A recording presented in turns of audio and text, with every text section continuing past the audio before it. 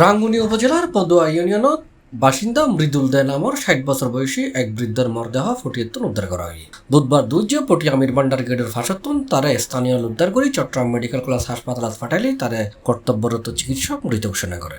পরে এপ্রিল ১৭ তারিখ বৃহস্পতিবার রাত ১০টার দিকে ময়নাতদন্ত শেষে তার লাশ সমাহিত করা হয়।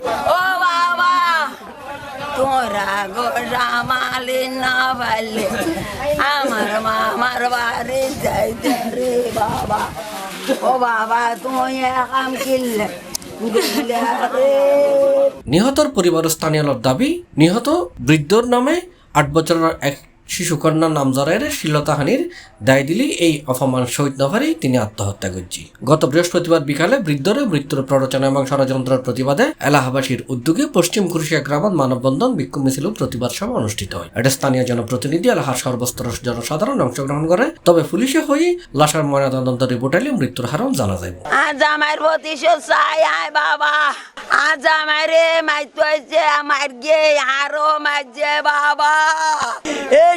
যদি আবার বলে যায়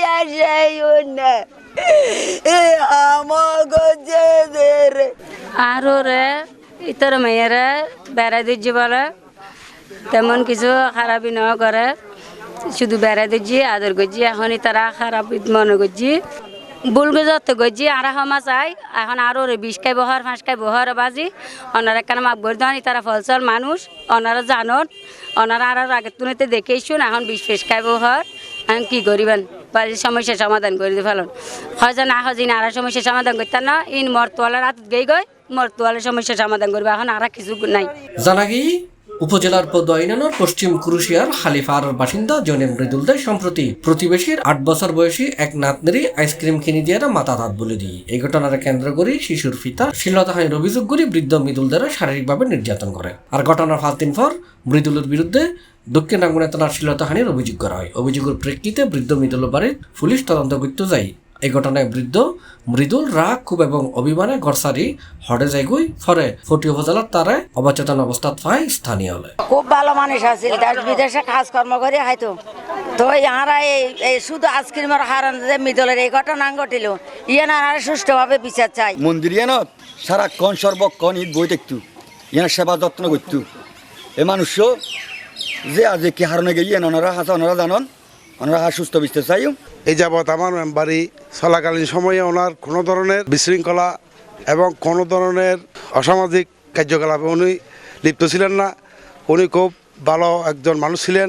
যারা অপমান করে ওনাকে এখান থেকে তাড়াইছেন, মৃত্যুর দিকে ঠেলে দিয়েছেন, ওনাদের আমি কঠোর শাস্তি এবং বিচার দাবি করি। অসংখ্য শান্তপ্রিয় মানুষ, সৎ মানুষ, নিষ্ঠাবান মানুষ, কাজকর্ম করে আয়। তবে তার অনাকাঙ্ক্ষিত মৃত্যুতে আমরা দুঃখিত। মৃদুল অনেকদিন আর মাইয়া বড়ই কিন্তু কোনোদিন হাস ন করে আর মৃদুলের সুড় তুন দেখেছি। মৃদুলের আর বিচার গান চাই খাম খরচ করি আর বাড়ি করে খাম খরচ করে খাতে বিচারিয়ান চাই বিচারিয়ান চাই যাতে সুষ্ঠু এবং সুন্দর তদন্তের মাধ্যমে যাতে আইনানুগ ব্যবস্থা লয়। C+ TV Chittagong.